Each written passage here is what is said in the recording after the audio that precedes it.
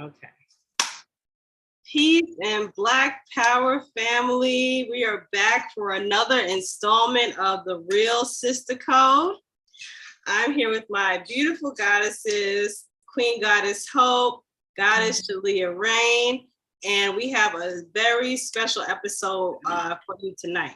Okay, we're gonna bring on Miss Goddess Stacy Hill, who is the founder of Confident Woman, and they're a wonderful organization down here in Atlanta where they do, phenomenal charity work, phenomenal work within our community.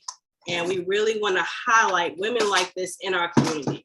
Because, we're always talking about the things that are going wrong, all the things we have to fix. A lot of people in our community, we already have a model to work from. So we want to highlight her, bring her on, let her know her story, and definitely, just really let her tell us how we can, personally get involved. Okay. Also, I want to let you know that, soon, Sister Sekhmet, she will be coming on, in about, the next episode or so, so we definitely want to, highlight her too, let her know, go through her story as well. Okay. All right. So let's bring her on. Give me 1 second. All right.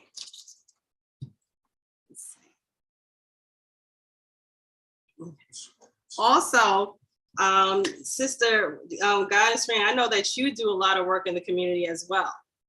Yes.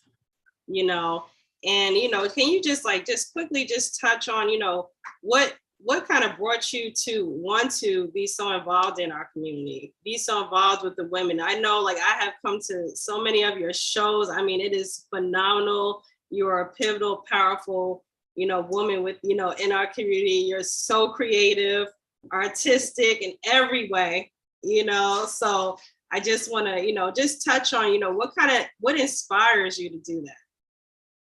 What inspires me is creating my own reality. That's what inspires me. So if it takes a village to create that reality, that's what it takes. And I know that everybody who comes within my arm's length is destined. We're supposed to meet. We're supposed to meet. So I know my purpose is to tell my story, share my light, just do that in these times. And that's what I found, whether it's gardening and sharing my fruit, or whether it's being creative and doing paint and sips, or helping veterans who's incarcerated, or within the community for battered women. Mm-hmm. There's a need out there. And you got to understand, when you have a platform, you have a purpose, and you're going to be called to the board with what you do with it. So it's important that what you speak also increases your own energy, no matter the situation. Right. You got to find a light to help other people through the things that they're going through as well. Hey, every person was given with knowledge and the experience, and each one of us brings some experience different to the board. Mm-hmm. So that's what really gravitates me around the women that I'm around and doing the things I'm doing. I love it, and I'm on purpose. Okay. Thank you. Yes. Welcome, Miss Stacy Hill, Goddess. How are you doing? I'm doing just fine. How are you ladies doing this evening? We're doing great. Great. Good. Everybody ready for the holiday, or enjoying the holiday, or? Yeah. We just, we here. I know everybody enjoys the day off. I know that. That's right. Ain't no holiday for me. It's a day off. True that. Yeah, true that. Yeah, you're right about that. So Sister Hill, I want to welcome you again for being on our platform. We just gave a very brief introduction of who you are. We can't even amass all that you do in this brief introduction. That's why we want to highlight you. I was just telling the other ladies, a lot of times we talk about a lot of things that's going wrong in our community. We want to highlight people who are doing all the right things, the people who we model from. Yeah. Really up to, especially the generation. Everybody needs to do this. hmm That would be nice, but I have to give credit to the team as well, because without them, I wouldn't be able to do it. Yeah. So I definitely have to give credit to the team. We work as a team. We get out and get it done. We have so many things lined up that we're doing between now and the end of the year. I went to see a venue space yesterday, so we're just trying to make a difference in the community. I mean, I think we lost focus of grassroots organizations, being in touch with the people in the community that you're around, that you deal with. I think through the years, we kind of lost touch with that. So, it's kind of like trying to get the ones in the community involved, in what's going on, because change can't come if nobody's making moves to make it happen. Then it won't come. You know what I mean? You got to get off the couch. I mean, people talking about going out and voting. Okay, cool, whatever. But at the end of the day, you've got to put your feet on the ground in these communities and get out and talk to people and deal with people. And that's what we're focused on doing. Yeah, definitely, definitely. So can you tell us, hey, Sister Courtney, how are you? Hey y'all. Peace, Courtney. Hey, Courtney. I snuck in here. I'm late. I snuck in. It's all good with you here. So, Sister Stacy, can you just give us a little bit background about yourself? Where are you from? And just a little intro before I kind of dive into some questions I want to ask you. Okay, I spent the first 17 years of my life in Memphis. That's where I was born, spent the first 17. I came here in 82 and I've been here ever since. During the day, Monday through Friday, 40 hours, I work for Emory Hospital. I work here from home. But I came from the wrong side of the spectrum. I came from the streets. When I got to Atlanta, I got in the streets. Streets raised me. I had to kind of balance it out to go back and get the education and everything that I need to be able to provide for myself, because I'm not married, I don't have kids. So to be able to provide for myself, I had to go back and rethink some things. But yeah, otherwise, we started Confident Woman back in 2015. And it was to help the single moms in the community, help the seniors. And that's the road that we've been on, since August of 2020. We've come on 8 years. So we've been on that road since 2015. Of course, the pandemic hit in 2020 and kind of slowed things down, but it didn't put it to a complete screeching halt. We were still able to, get our feed, help people with their light bill, Pampers, the whole thing. So that's, community based. That's what we do. Okay, nice. So what kind of, because I know you say you was in the streets running around, what are some of the things that inspired you to want to start an organization like that? I got sick when I turned 40 years old, because I'll be 59 this year in October. So when I turned 40, I got sick.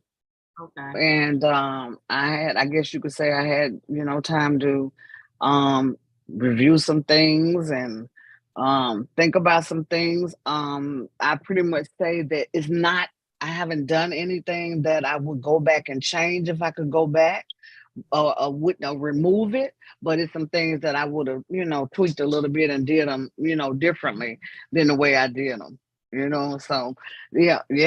It was an adventure, it was wild and crazy, you know what I'm saying? But it was definitely a walk on the wild side. But when I got sick, I was like, you know what? It's time for change. So that's how that came about.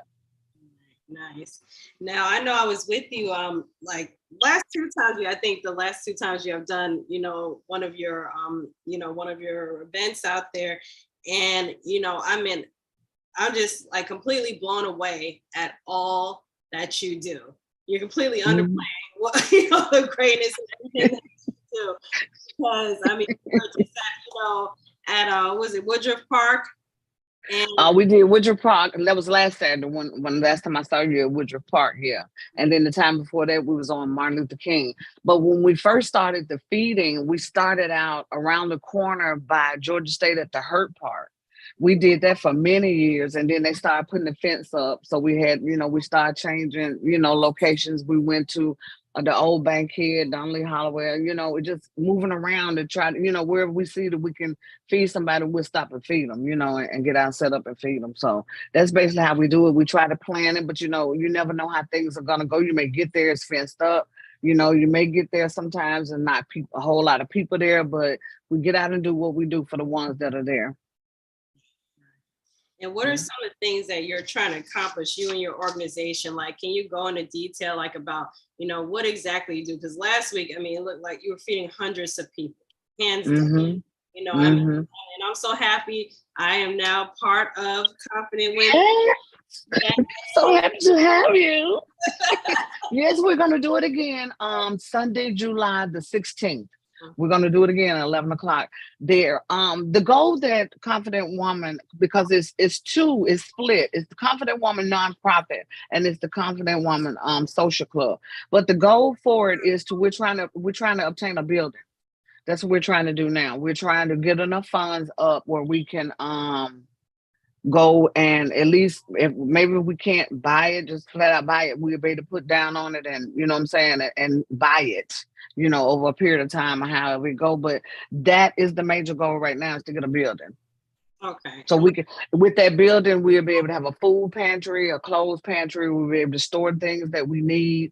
We'll be able to, have freezers to put food in, to be able to, still serve the community, as a whole, so getting a building is I'm all over it. I'm all over it. And I know the women part of the group, we all have something special to offer to our community, somewhere where people could just come and, definitely somebody here, definitely help them with jobs, help them, with education, whatever it is. And definitely, we need to get something together, some type of, more funding, like we've been talking about. Yes, definitely that. Definitely. And it's hard because it used to be funding wasn't as hard as it is now. But now, since the PPP crash, it has really become hard to try to get funding. So basically, we've been doing it off just people donating. Just going to, on the Cash App or Zelle and just donating, and then we just take it from there and stretch it as far as we can. Okay. It's not easy, but What are some of the challenges that you face? Just for, like, how was it like forming like the nonprofit? Like, what did you have to do? Were there some challenges? Like, what exactly did that entail? The only challenge that I ran into was the paperwork of trying to get the nonprofit going. It was definitely the paperwork, because it was like, they wanted this, and they wanted that, and they wanted this, and it just go on and on. So the challenge was really the paperwork. Once I, put everything together and I sit down and I did it, it takes a while, but once it was done, it was done. But that, and there again, is getting people to stay connected. That's the hardest thing, to try to get people to stay connected and stay consistent and stay focused on what, what we're all about as a nonprofit. That's challenging as well, because people don't stay consistent. They don't stay connected. I think you have to have a special skill or something, a balance or something, to, get people to be consistent and stay connected. That's a big challenge. Right. It's a big challenge. And I know, like, one thing, what really like touched me with you, I know what last time we were there, you like, man, I just wish we could just stay here longer. I wish that, let's come back tomorrow. If we could do this every single day. That's the way I feel. I feel if we could, do a little something, if it's just lunch or breakfast, do something every morning, because, so many people are in need. And it's hard. It's hard. People are not, giving things away like they used to, or being as helpful towards others as they used to. People are not doing that anymore, because the empathy and the passion is not there. People quick to say now, oh, that's not my problem. That's not my issue. And it is. It's all of our issues, and as far as I'm concerned. It's a problem for all of us, because when one or two hurt, we all hurt. when one or two suffer, we all suffer.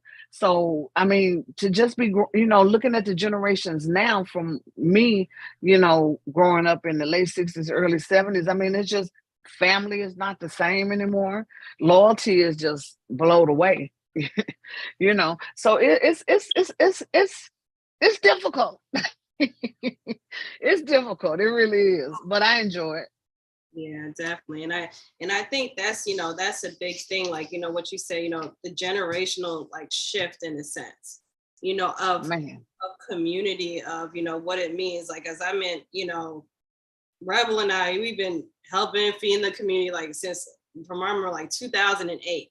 It was in our hearts. Like, we used to want to, as a Black community, be one, help each other. I remember when I was younger, when, there were times where I had to stay at my neighbor's house.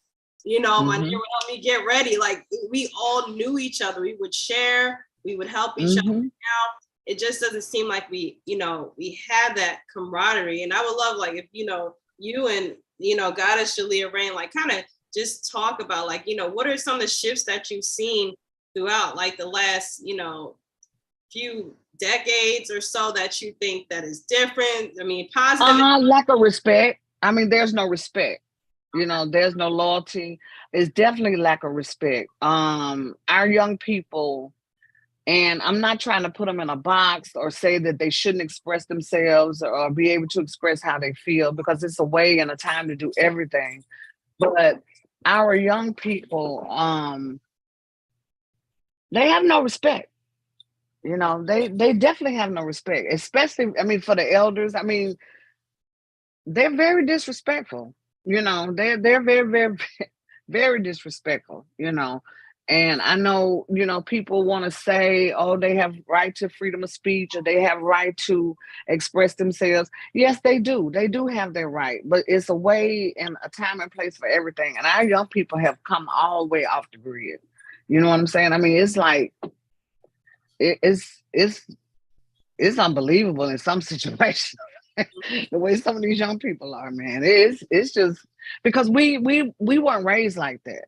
Right. And I know now young people, my nieces would say to me, well, that's because you weren't able to be yourself and be who you are. Yeah, you're able to be yourself and be who you are. It's just a way to do everything. And young people now, they'll kill you. You know what I'm saying? That everybody's carrying guns.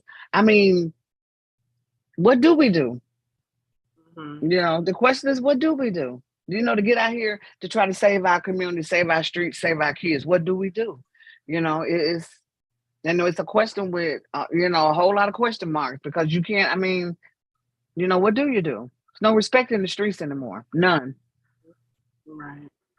And you see that, I know you're right, you're down there, you're deep in the streets, and you see it, and I think, it's to a disadvantage of all of us, because even if you're in a certain situation, there used to be people you can count on, you could turn to, it was always, if I don't have nowhere to stay, I could come and stay at, my friend's house or something. Now it's like, I think everybody's kind of singular. Yep. Well, I know generations kind of feels like alone. I mean, do you think so? Exactly. Courtney? Yeah. I mean, it's different. You know what I'm saying? Like I said, me being a 60s product, it's definitely different. I try to find ways to try to say, did we do it this way when we were coming up, or did we do it this way, or and in the end, I come up with, no, we didn't do it this way. You know what I'm saying? This is not the way we did it.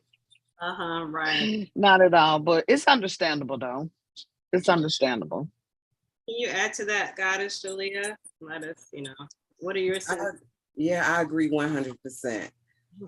I feel that by me being in the military during the 80s, and then the introduction of the World Wide Web and the information highway, I understood that things were changing. I understood that the way we receive it would change. I understood all of that. And now we're seeing it come into fruition in how these dumb tubes have babysitted our babies, have penetrated our minds to thinking certain ways, giving us images that's like the guy that said, this is nothing that we grew up with. But I also realize that we're in a season of change and you have to adapt.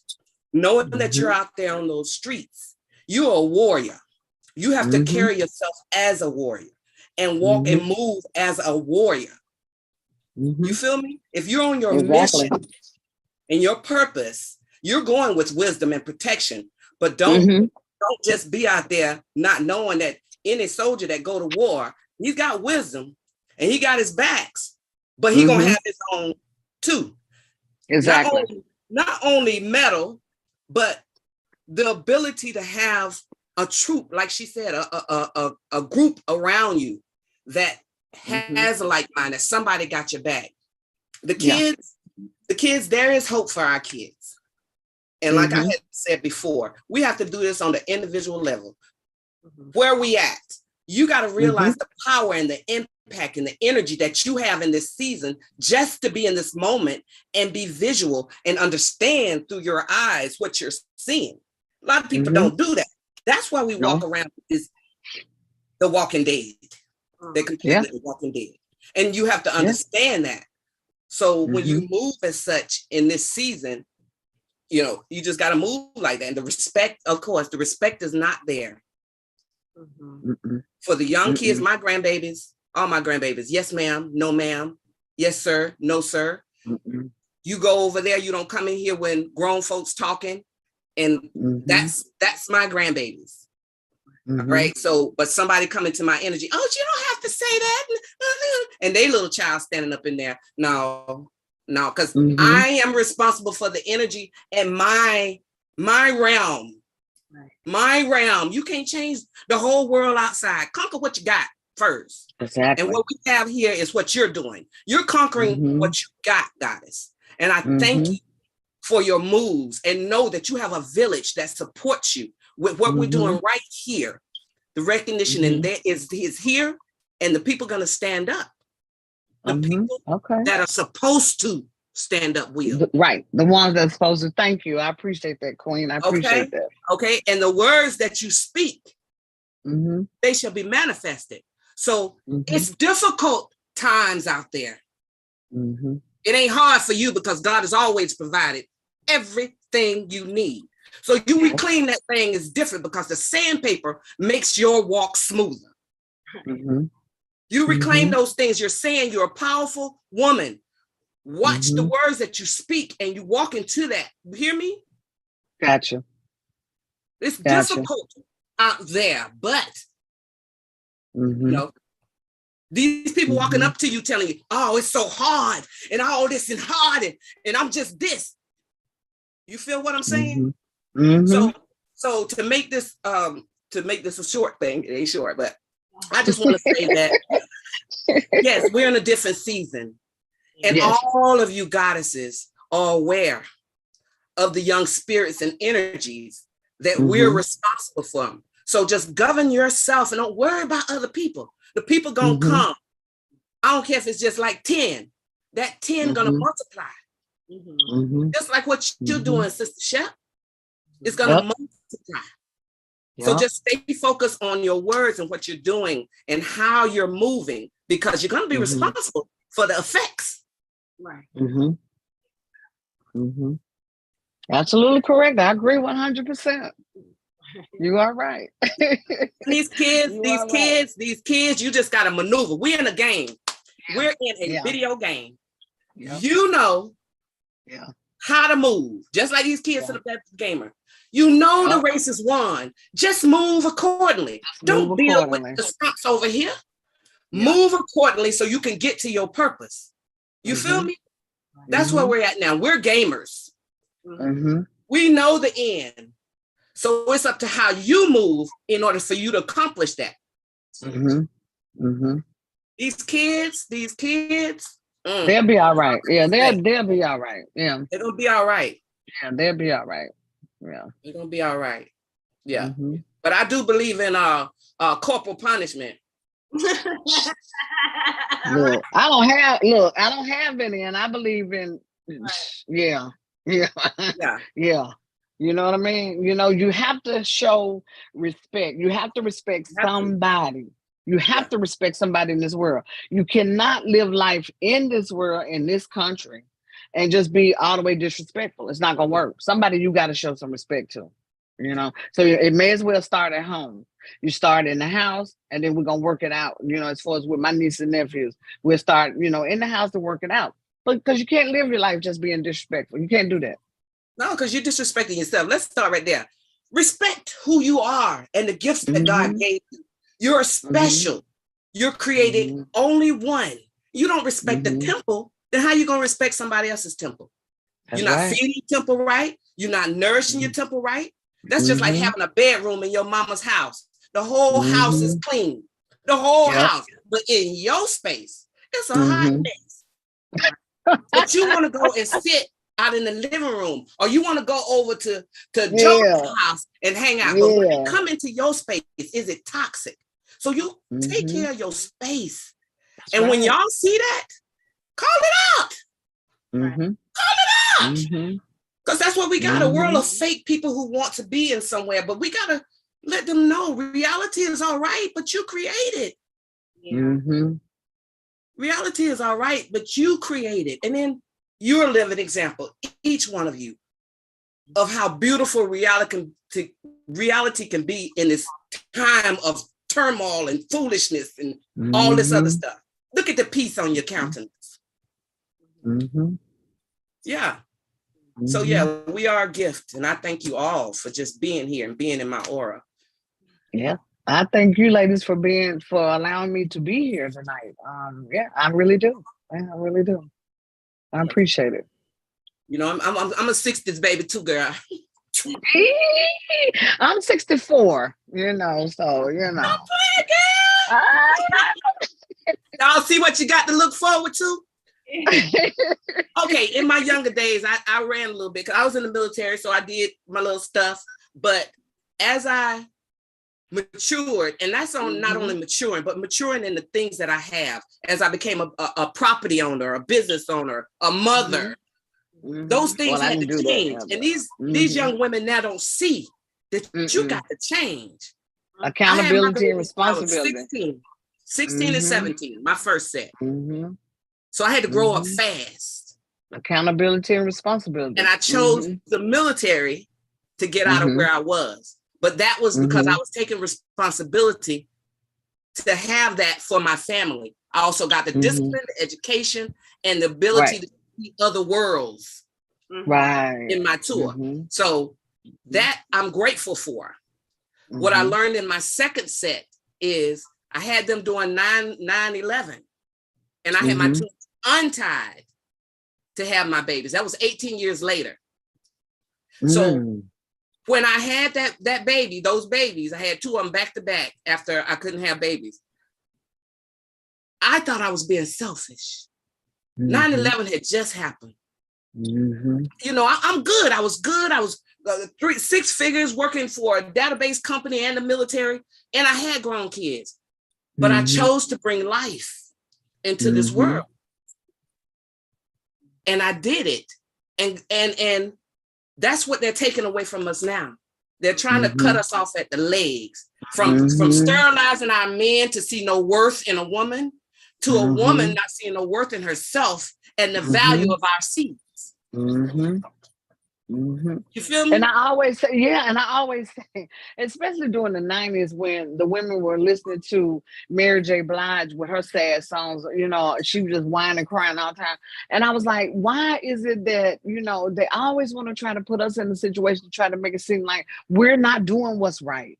Yeah. You know what I mean? We are not even capable of doing what's right. It's always a sad love song or some, he did. Stop crying and whining and get up. You know what I'm saying? Right. Get up off your ass and make something happen. You know what I mean? We can't keep just sitting around. Like the Supreme Court justice, with this affirmative action. Okay, you can believe that they just want you to think that it's all about entrance into a college. It's going to stretch further than that. Some people are going to lose their jobs. Way bigger. Absolutely. It's just once you open the door, way everybody will say, well, what about here? What about here? And that brings me to, what we were saying earlier. It's going to come a point. Everybody, in our community right now, it seems like there's a lot of separatism, individuality, like you say, disrespect. It's going to come a point again because, even though now the internet is distracting us from this war that we have been in, a lot of us don't realize we're in a war. Yeah. Right now, it's a psychological war. It's starting to get physical again.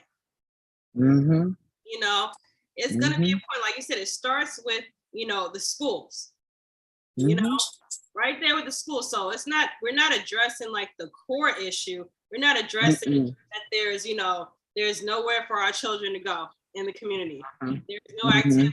There's nothing. Forget it. Already working their minds, all the information they're getting from somewhere else, education not being taken seriously. Because in all the schools and all the major inner cities across the country, those schools, they're closing them down. Right. They're shutting them down. They're closing the doors on them. They're not going to repair them. They're not going to fix it. It's like, then they come up with this charter school thing in some of the cities, where they want to get into the charter school thing. But my thing is, we should have seen during the pandemic that we can educate. My niece sat right here behind me. We can educate our own. And some of them did better. And now she's a straight A student, honor roll and all that when she graduated a few weeks ago from the 5th grade. You know what I mean? Going into middle school. So we can teach our own. Yeah. We can keep them from catching pandemics because we can keep them at home. Yeah. And nourish them. We can nourish them the way they need to be nourished. You know what I'm saying? Provide what they need. We can do that, but that system, their system, won't allow us to do that. Right. They want to, and I always say separate but equal. What happened? You know what I'm saying? Everybody, we can have our own island. We can do this. Okay, well, why haven't it been done? What are we waiting on? Yeah. Because if people keep saying we can have that, then what's wrong? I think like the people who do have the means and do have the means to change a lot of the situations don't. And then a lot of us, I don't even think it's a matter of having a lot of money. It's a collective. Collective. You said it right. We need to be put on the path that black men love black men love black women love black men. We need to stop letting them try to separate us, tearing us apart. They started that with the welfare thing in the 70s.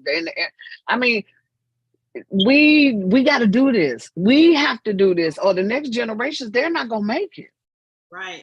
And they have us, in the books by 2050, they have Black Americans, with the average pay rate, like at zero. They have us at zero. So it's like for you to even think about that concept, what is the plan? Then you have to ask the question, okay, so where are we going to be on the list? Because right now, the Hispanic, the Latinos, that community, they're coming in. So what number are we going to be on the list? At the age that I'm becoming, I probably won't even be here, but where they going to be at? Yeah. Where would they be on that list? At the bottom? Yeah. And it's the bottom? Concerning. They're already, with the Hispanic community, I know, they're already, considering a lot of them, they're considering them white. They're doing the same thing with the Hispanics like they did with the Irish, the Italians, and the Jews. When they first... And quote unquote, and they vote Republican. Yeah, right. Exactly. They vote Republican. They just, they don't want to be a part of this thing that we got going on over here. You got some of us that don't want to be a part of this thing that we have going on over here. But I feel like it's our job to be out here showing them that is not true. And the only way we can do that is, like you said, collectively. You know what I'm saying? We have to do this. We have to do events. We have to do fundraisers. We have to do free things. You have to do giveaways. You have to do a whole lot of stuff, to show that, no, all of us are not, you can't put all of us in that one barrel because all of us, we're not going. Right. Exactly. Because we have some people out here that care about the people. The problem is America is so driven off greed and money to when you're not celebrity status, or you don't have these hundreds of millions, 100,000 millions of dollars, they don't recognize you because it's kind of like I was watching the last interview that Tina Turner did before she passed away, and she said that she moved to Switzerland in '96 because the people in the European countries looked at her as just a black woman entertainer. Mm-hmm. In America, you become washed up. You know what I'm saying? She was saying after 10 or 15 years, you don't get the support anymore. We don't support our own. Basically is what she was saying. But then she go over to a European country and get support from people that don't even look like her. Yeah. Yeah. They put her back on her feet. Yeah. And it's sad. It's like we don't, take time to realize the greatness and all the within work, ourselves. Yeah. that a lot of people have put down our community. I mean, if you look at a lot of the, I call them true school rappers, they're all on Europe. They're all touring Gone. there. Everybody gone. It's the same, like they can't get the same type of respect, the same type of people listening to me. I mean, they're listening to what we were listening to in '96. Mm-hmm. Like it's today. Yeah. The words. Because it's a different message. It's a different message. It's a much better message. Yeah. It's a much, we'd have to say in 79, 80, when rap started with the Sugar Hill Gang and all that, it was clean. Yeah. Right. It was clean. And then you had the fakers to come in to try to want to rap about a life that a lot of them didn't even live. Yeah. A lot of them didn't even live that life. But it get the money. You know what I'm saying? So they had to tell the story, even though it was a lie, so they could get paid. So I mean, it's like we have to support each other, which is something that we don't do. And until we start doing it and showing people that, hey, everybody's not out here with that mindset. We have a different mindset. We're gonna make it. We're gonna get to it. We're gonna get to the other side. We got to show the people that. Right. They have to see it, live and live in color, because that's the only thing they know right now. Right. Like being on the ground, being in their face, in our own circles. Because I can say, what I see on TV about Black people, nobody around me Black is like that. I tell you that right now. Like, no, I don't even, I'm saying, of course, some family member, some people, I'm just saying, but who I associate myself with and who I spend my time with are not of that ilk, not that characteristic at all, Stop it. Hold on, I'm sorry, lady. So, and like how you're saying, guys, Jalea, like, it's your circle. Everybody amazing how to, and it starts to spread, but it's, we have to expose ourselves more. I think that's one of the biggest things. That's why, we started this channel, because sitting back, watching like, oh my gosh, this is like crazy. It's like, it's going all the way down, like our whole community, but we don't speak up enough. We don't show ourselves. No, we don't. It's a lot of the good of us are being overshadowed by the negativity. Exactly, by the negative. By the negative. I mean, Malcolm X told us that, what I'm saying? The media have you, hating the person that you should be, what I'm saying, trying to become friends with, you know what I mean? Because you look at the media, it's just, they always on the south side of Atlanta, or somebody done got killed, but you're not telling us about the white man up the street who just slaughtered his whole family. You know what I'm saying? You have to kind of find that, having to come across your timeline. You know what I'm saying? Oh my God, this man, he snapped in Idaho and killed the whole family. You know what I mean? But always us. Always. Couple of weeks. And then Sister Stacy, you're breaking up. Yeah, I don't. You know what I'm saying? Hold on, let me get back.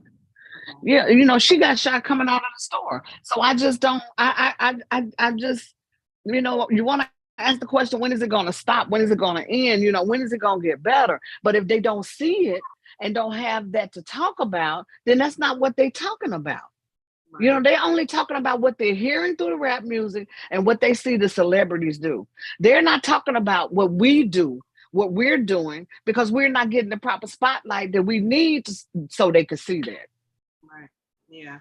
And this is what you were saying originally from it going to the schools, because I already know what's going to happen. Harvard, those top Ivy League schools, that's it. That's it. They're That's not it. more Black people like that. Are you kidding? Nope. They are not about to let them in. They didn't want to do it in the first place. I mean, just Taking them back to where they want to be. But it took all these years. Okay, you see, Ronald Reagan started that. But with nobody else complete, because they really didn't have the, excuse my French, they didn't have the balls to do it. So it took Donald Trump. It took somebody like Donald Trump, you know what I'm saying, to put it out, to stack the Supreme Court, to get the judges from county, city, state, make sure he got the Republican ones. You know what I mean? So everything will push through. But it started with Ronald Reagan. But then you had Clinton, he wasn't gonna do it. Daddy Bush now, they wasn't gonna do it. You know what I mean? But they got Trump. They knew what they had. Right. They knew the right game to play. They knew where to put the biggest distraction. They knew all of that. What they did not know was that he was going to cross them. Yeah. Yeah. By almost auctioning off the country. Yeah. Had he got, excuse me, had he got those 4 more years, Putin would be running this. Would be. Yeah. Well, just in your face type. You know what I'm saying? Would be. Because that's already happening. You know that, right? Yeah. Well, and China run it too. Yeah. According to the Federal Reserve, I mean, we owe so much money to China. I mean, it's crazy. Oh, yeah, definitely. So we've got to get in these streets and be the example. We really have. And it take a lot of people not going to hit the streets. A lot of people not going to do that. I have people that donate religiously. They'll send money every month. They tell me in a minute, I'm not going to hit them streets. I'm not going into those communities. And I understand, because everybody take hard. Everybody can't do it. It's a lot. I mean, you're dealing right now. We have so much like mental illness in our community. Yeah. Because people, I mean, there aren't good coping mechanisms.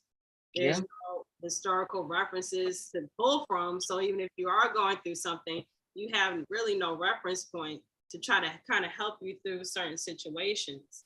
So all of these references we need to really start focusing on within our community to kind of get back, because it's going to be a point. It just does not go on forever. There's going to be a point where there is, no matter what, we're going to have to depend on each other.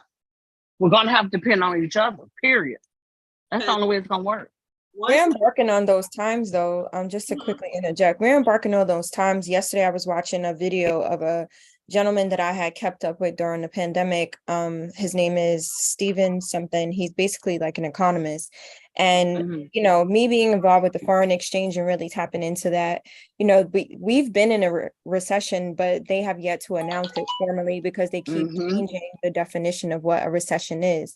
But what's going to happen is, because we're plunging so deep into a recession, we're going to be into a recession depression, and it's going to be so severe on our community first, because we already are at the bottom of the totem pole, as we had already mentioned. So we're going to have to come together more than ever. So as Sister Stacy is pouring into the community, these 200-300 meals, they're going to be probably tripled. You know what I mean?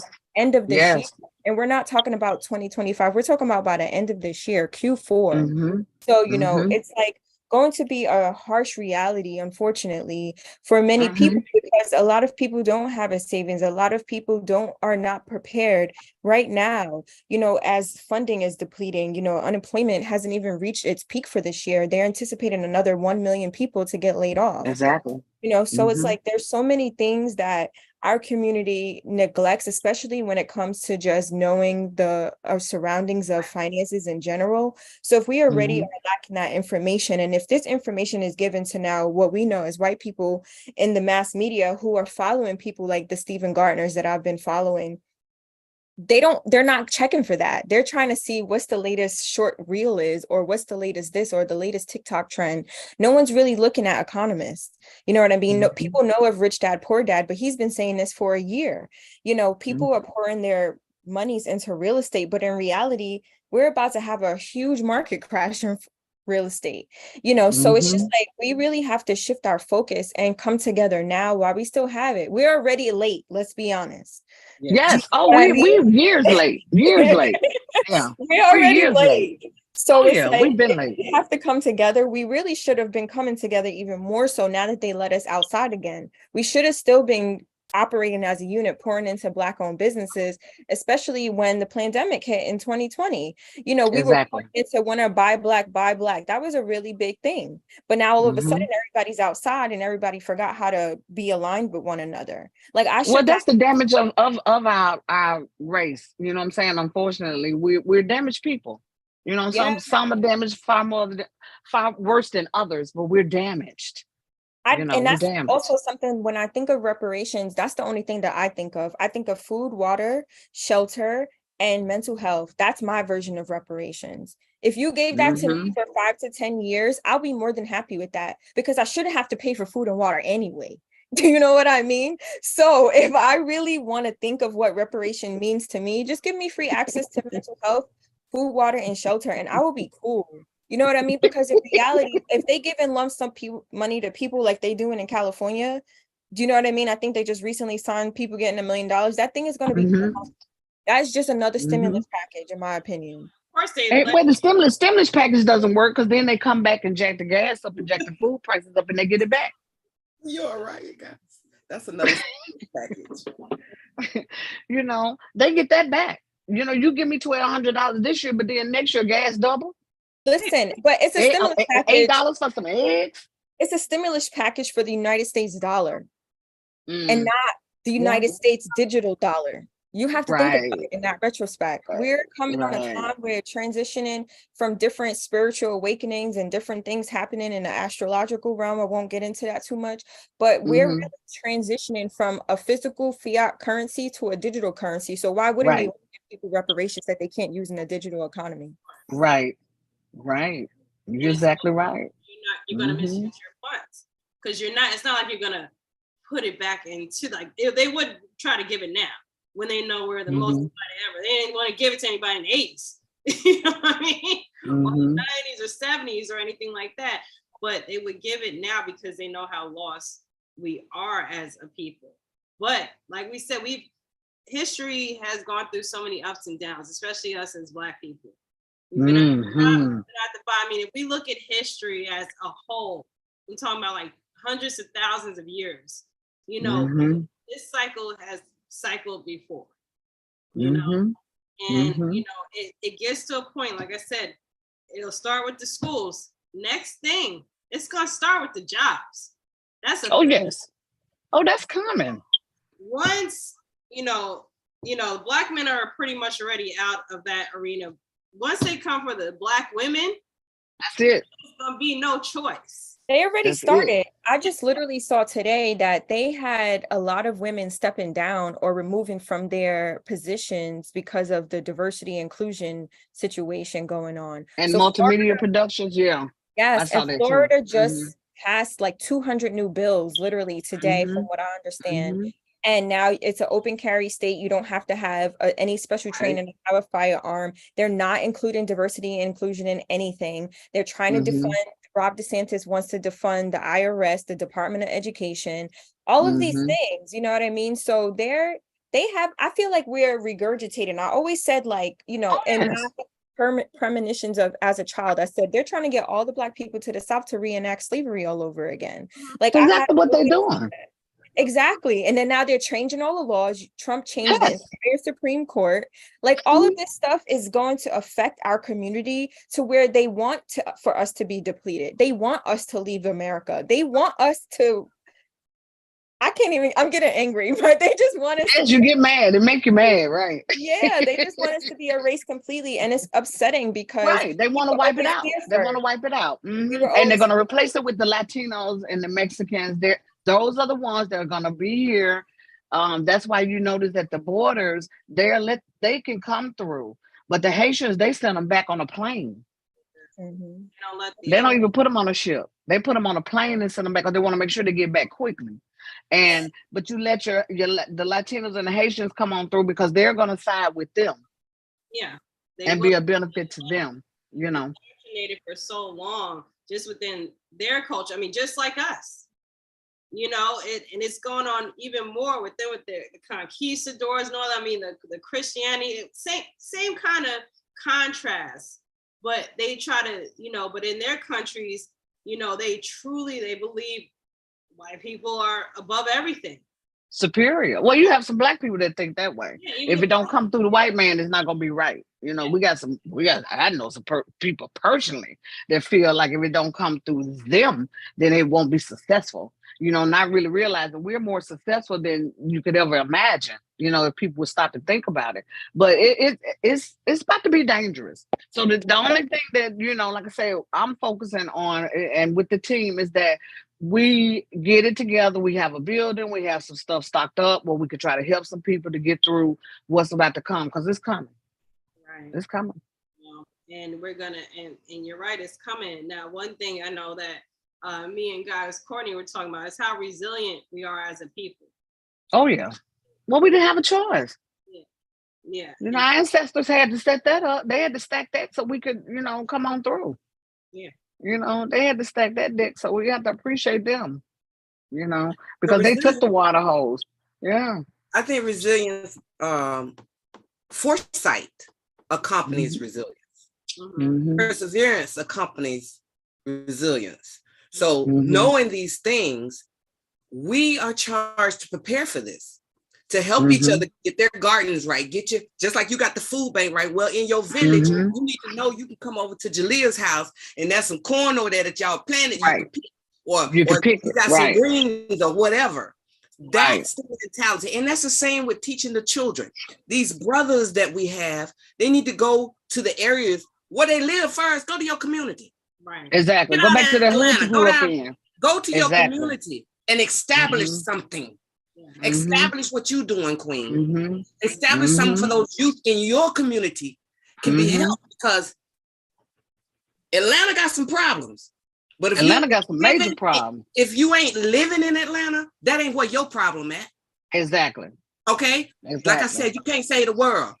Right. When the things get tight, those people you feeding out of Atlanta, you're going to have more people around you to feed. So get to know them first.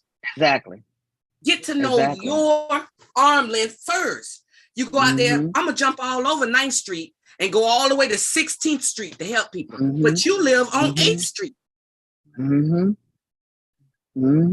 What's that? Sweep around your own front door before you try to sweep around mine. That'll make the journey a little bit easier. Yeah. Because as you plant those seeds around you, you also building your village. So I think as a community, as a focus of the issues that we having, start doing something within your radius. Right. We know these times are coming. Yeah, we done been out here for 15 years helping Northwest, South, East, all these people. What about in your community? What about in your neighborhood? Yeah. Can y'all have a garden together? Like I got all these baby clothes. My wash machine broke, but I got all these baby clothes. Now, instead of giving them to Goodwill, if there's a battered women's shelter somewhere like that, and I don't have no washing machine, you might have a connection to somebody at a laundromat. Let me go wash these clothes and then get them prepared to pass them on. Give them to Goodwill. Somebody who want to wash up these baby toys, they can be used somewhere else within the village. Exactly. That's what we're gonna have to do. We're gonna have to teach ourselves. That's what we got to do. We got to do it for ourselves. Exactly. We and used that's to do what we're that. charged with. Yep. We used to do that. I remember doing that. Like, clean up these baby toys so we can go give it to XYZ. I'm like, do you know how kind of spit is on these toys? Like, get the lights on, wipe it on. That's right. It killed Cronin. It killed Corona, didn't it? Whatever they say, I don't know. Okay, but we know bleach one, reach one. We put that bleach out there. But anyway, you know, with those gently used items, I feel you, Queen. But there's a need. You got people homeless down there who will take some shoes. They'll take some clothes. So absolutely, we have clothes out there. As a kid, that's what I'm saying. As a kid, I didn't want to touch no baby spit, but I had to because that's what the ancestors said to do. That's what we need to do now. Exactly. Right. Yeah. Yes, ma'am. We pass out. We have clothes down there. We have personal hygiene products. along with, serving off of the burners, because we're serving them hot food. They're not getting anything cold. And yeah, we have the tables all lined up, and you go to a different table and get something different. Something different be going on. So that's how we doing that. That's right. That's right. And just like within this community we have, bring it to each other's community. You might live in Duluth and she might live in Sandy Spring, but we're connected for a purpose. And it's time for us to bring our gifts to where we're at so we can protect where ourselves. we are. So we can protect ourselves. I am all for that. Just let me know when, where, and what time, and I'll be there. Show you right. I know Courtney gonna be there. Yeah, Sister Courtney. That's right. I'm listening to y'all. It's so funny. I love to hear y'all talk. On this particular subject, like there's so many different things that go hand in hand, you guys. And I've heard y'all talk about our babies. And everybody gives their children different things depending on where they are in their life. So where you had that child is what you're going to teach them in that moment of what you know and what you've discovered at that time. And as you're moving forward, they're going to move on to what you're still learning and regurgitating to them. Even when you're like you had Sister Goddess Jalea, you had your babies in such a wide range. And you were able to give them the different things that they needed at that time and the different things that you learned at that time, right? So I have a 10 year between my kids, and my youngest child, I swear I had somebody granddaddy. I don't know who granddaddy I had. Yeah. Somebody's grandfather, okay? Or great-grandfather. Like, I don't know. But we literally were driving down the street just the other day, and he was explaining to me that he didn't want to have kids. Now, this is something because I do hair. I listen to kids. I listen to, our early 20-year-olds, our early 30-year-olds that say they don't want to have children. They may be teachers that teach these children. They may be, different things, but they say they don't want to have kids. And my 6-year-old explained to me that he didn't want to have children, but he wanted to adopt kids. And so I'm like, okay, I see. Well, okay, so if you adopt kids, why? Like, why would you want to adopt kids? And he's like, really, mommy, there's kids all over the street. And I'm like, yeah, that's true. You know what I'm saying? And he's not the only child I've heard say that. He's not the only child I've heard talk about what we need as a community to help others. I've seen children come to tears just looking at somebody standing on the side of the street. Now, their parent might say, I seen that same Negro at Target like 5 days ago. They ain't panhandling, you know what I'm saying? But the baby, their hearts can't take it. And the one thing that I see in a bigger scheme, like I know there's so many different things that's happening with our younger kids to where, some older people, they're saying the same thing that their older people used to say. They're so disrespectful. They're so XYZ, right? And that's not to say some of them are not. Okay? It's not to say that. But then you have to think of your level of what you feel is disrespectful. If a child has a voice and voices their opinion, just because you feel like they shouldn't say anything doesn't mean that they're disrespectful, right? It just means they're saying what they're saying and you may not agree with it. But these children, what I'm seeing from them, that quote that people used to say, work smart and not hard. Smarter, not harder. Right? So we'll have a generation that'll say, oh my God, these children are so lazy. They don't do this. They don't do that.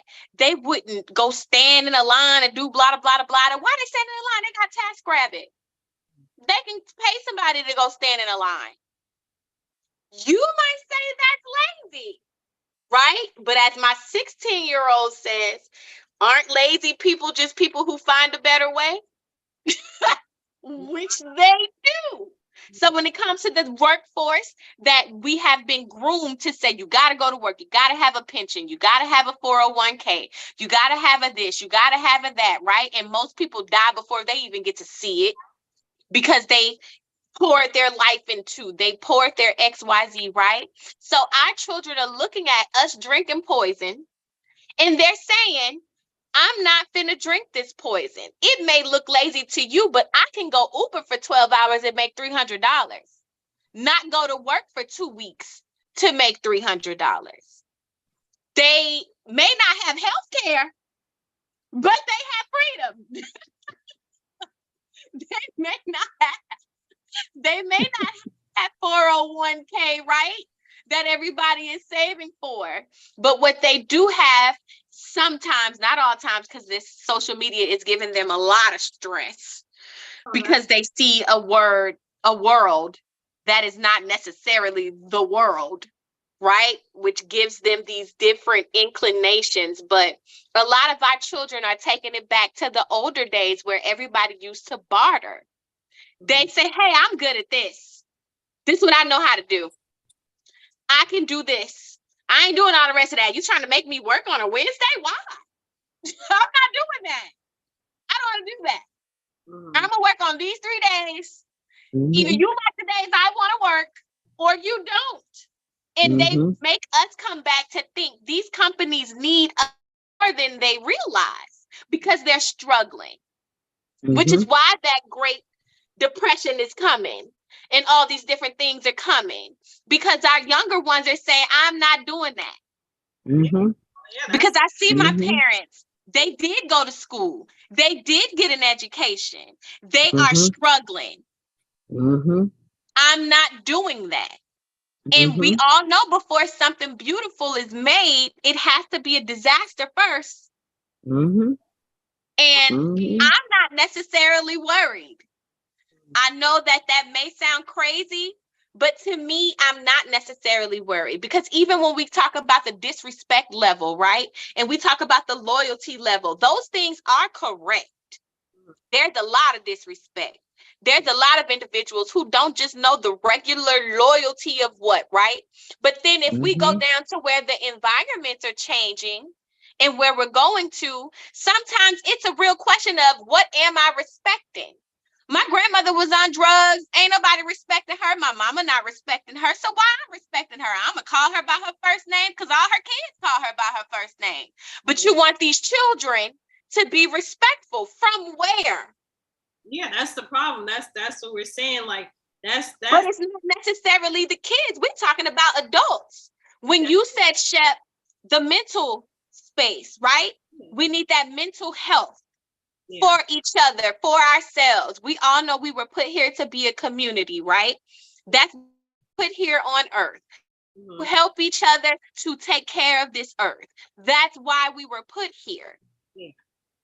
And when there's so many other things that's intertwining, trying to figure out who laying in who bed, who doing this, who doing that, ain't nobody paying attention to what they're doing to the earth, trying to get to the bigger dollar. But when we call back to that mental health that now Black people are seeing, that it's not just a myth. Yes, you can be depressed. Yes, that's a real thing. It ain't you just whining and complaining and talking about how you can't do X, Y, Z. It's a real thing. As a Black person, do you get to say you're depressed? Because you're supposed to be so strong, right?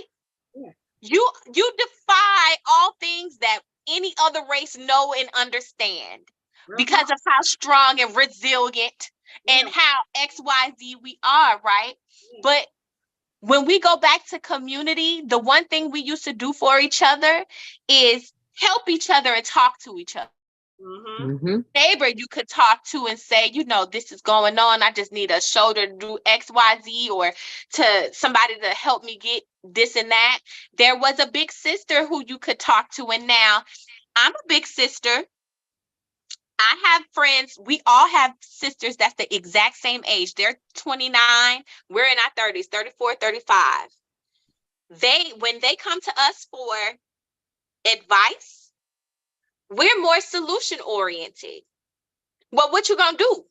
You know what I'm saying? Like, so how you gonna figure out what you about to do? Like, okay, I hear all the emotion, but the facts are, you need somewhere to stay. You need a car. You need this. You need that. What we finna do?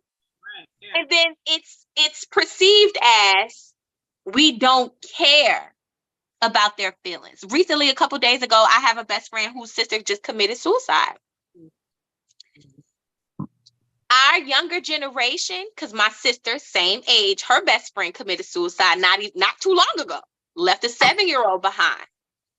Our young sisters do not have,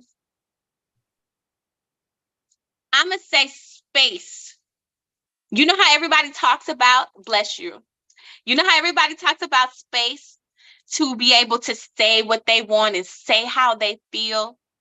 But the thing about that is when you bring your problems to somebody else, you give them the free range to intervene, to say what they have to say, or whether you believe it or whether you don't.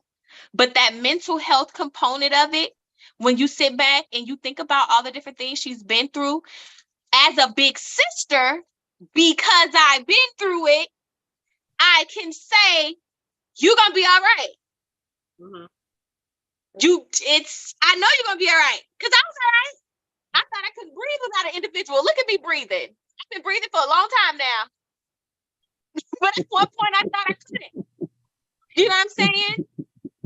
But that's perceived as, dang, they're not compassionate. They don't care. They're not crying with me. Because I know as an older sibling, ain't nobody got time to cry. Mm-hmm. But does it make it wrong for them to want to share their feelings and share how they feel? And does it make me wrong to not care about the extra feeling part and get down to the grit like we're trying to do right now about our community? We're trying to get out of the emotional state of it and figure out what the facts are for what we need to do in order to actually help each other. Those things are needed. Mm-hmm. But how do you pacify and bring those along who need those extra things? That go back to our other conversations in a previous live where we were talking about tribes. Mm-hmm. There's going to be different tribes. Of course, yeah. There's going to be some that want to lay out on the beach and get drunk, the hippies. There's going to be some that's going to be marching. There's going to be some that does X, Y, Z. But the one thing that's common in all those tribes is that you have to help each other. You have to figure out what you all need in order to function together, in order to strive together, and how to mind your business. Mm-hmm. Which is the major thing. Mm-hmm. If Sister Stacy wants to go out and feed 8,000 people, it's somebody in the back saying she ain't feed that one guy. She turned him away. He ain't get no food. But she just fed 8,000 people. Mm-hmm. And there's a whole other tribe of people that will jump on the bandwagon of that one individual.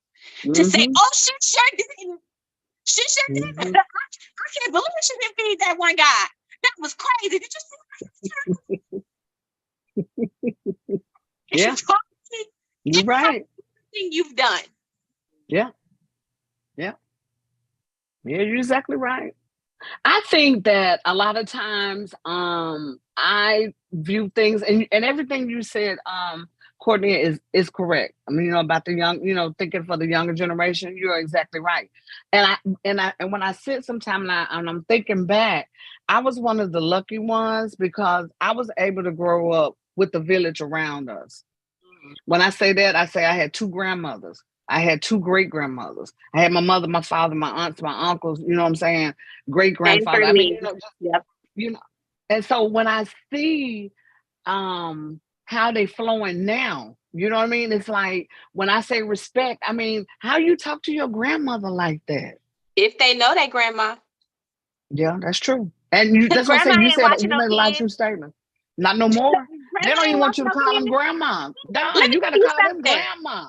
I am 34 years old and I have a 16-year-old. And mm-hmm. I have come to terms with the fact that at any given moment, I can be a grandma. Mm-hmm. How are you not calling me grandma? What? Mm-hmm. No, mm-hmm. You're not. No, mm-hmm. You're not. You're not about to call me grandma. I don't give a shit. Mm-hmm. Any I don't Mhm. care. I am sorry, Goddess Julia. I am sorry, Sister Stacy. Y'all That's ain't all about to right. call Go me ahead. grandma. But then when I look back then though, Courtney, and I look now, when young girls got pregnant back then at 15 and 16 years old, they took accountability and responsibility of becoming mothers and taking care of their children. They You know what did. I'm saying? They didn't you don't some slip through the cracks now. You know, you had some with a grandmama end up with a child. You know what I mean? But for the most part, I watched one girl that went to school with me from 9th grade to the 12th grade. She had 5 kids Mhm, Jesus. mhm. and graduated valedictorian from high school, went to Okay. college. You know what I'm saying? Did a thing. So for me, it's accountability and responsibility of the parents to make sure that those children understand what society has out here for them. And if they don't take it serious, they will be dealt with in a very severe manner. That's why I Absolutely. say boundaries have to be set. It's okay to express yourself, but that child need to know when and how to express, because now they just and you can do that in the presence of the wrong person or say it around, and you know people now carrying Disrespect. guns, and I mean, you know, I mean, boundaries have to but be that's set.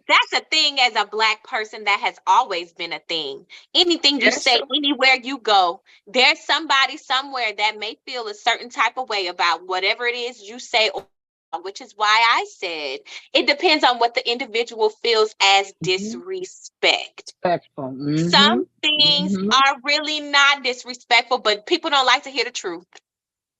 No, they They don't don't. want to hear And the like I truth. said, you know, And coming that's from the the old older school, yeah, generation. right, They don't want to right, hear that. You yep. better stay in a child's place. Why? Because that's what they know. That's Mm-hmm. what they Mm-hmm. understand. That But does you know not what I always start, make it but you know what correct. I end up doing, Courtney? This is what I end up doing. I end up separating myself from the situation because Okay. I don't have to deal with it because I'm not a parent. You know what I'm saying? I end up being, I was like, you know what? That I'm taking on some of this, you know what I'm saying? You know what I mean? You Love are the a parent, kids. Stacy. You are a Huh? parent. You are a Black woman in this world where you are literally teaching everyone around you. A parent is nothing but a guidance Yeah, counselor or a guidance partner or someone that guides you. Everybody yeah. who comes to this earth is choosing to come through a portal. Your parents are not necessarily who you're supposed to be attached to. You are still Mm-hmm. you in this realm, and you choose Mm-hmm. who you want to guide you. They might be crackheads. They might be the crackheads. We don't know. But that's the portal that you chose, right? So your portal that you chose, you came down a way where you were able to teach others. You're able to guide others. You don't even know how many individuals you have literally parented throughout your Mm-hmm. life. So you Mm-hmm. cannot say you're not a parent because yes, you are a Black woman. You teach these Well, niggas thank you, everywhere. I'm sis. sorry. I My appreciate bad. that. Look, and you had to I reparent appreciate that. yourself. That's how your Yeah, organization was Yeah, rebirthed or yep, birthed, you know? yeah. So that's that right. counts. That's right. Mm-hmm. I don't want Now, to do hear that you no ladies more. do Yes, you do are. you ladies do speaking engagements? I mean, do y'all speak at events and do Would love to get into that. I haven't yet. I've I've done done it okay? several before, after I wrote a not book, here. but not in something someone like asked me to do, I guess. It was always like on a Mhm. spot type thing. But I would love Okay. to. I've done a Okay, well, couple we're gonna have to make here. that happen. Yeah, we're gonna have to make that I know happen. Queen Okay. Goddess Hope done some stuff. Go ahead, girl. Tell us what you done Yeah. done. Not anything dramatic, but I've done a couple. Like back in the day, I was on a board for a nonprofit and we had a women's event. So we would do speaking engagements with them. I'm an author as well as Courtney. So I've done like book signings and I usually prefer to speak at least for an hour to the audience before I start signing or doing anything like that. And I think I have like a community on social media. So I like to, speak and encourage Yeah. people on there. So Okay. I'm always open to it. I consider myself a public speaker. I've been doing it since I was a kid. My dad is a Jehovah's Witness and he's always Mm-hmm. really encouraged us to, be free with our words and, to Mm-hmm. help people regardless and just be law-abiding citizens, if you will. So Right. Okay. We My need daddy did the same. And both of you, I know Goddess Jalea Rain too. I know she done some stuff. Yeah. Yeah. and everybody on the I call love is talking. in Georgia. And you're in Georgia. Everybody's in I Georgia, am. correct? Yeah, Okay. I'm I'm in 2.5 McDonough. hours from Georgia. I'm 2.5 hours. I'm in Okay. Alabama. See, a hop, Okay, skipping that's away. fine. Yeah, that's just right I'm down always 20. over there. Yeah. Boom. Right down Mhm. 8520. Boom, boom, right here. Exactly. Okay. You know. Okay. Mhm. Let's yeah, I'm gonna work on that. I'm gonna get with my team and we're gonna work on that. And we're gonna do a motivational speaking and come up with some topics and we'll get a venue hosted and invite you ladies to speak. I would love to do, I'm gonna throw this out there. I threw this out here at one point before. I'm gonna throw it out here again. I would love to do a Black table talk with Okay. older women and then younger And women. younger. Now, that would be And great. because a lot of us don't have grandmothers, I have mine or had, and I still have, but a lot of us don't have that. A lot of us don't have great grandmothers. A lot of us don't even have aunts to talk to. You know what I'm Okay. saying? So to be able to ask real life questions, real life situations to seasoned individuals, I think would give our communities a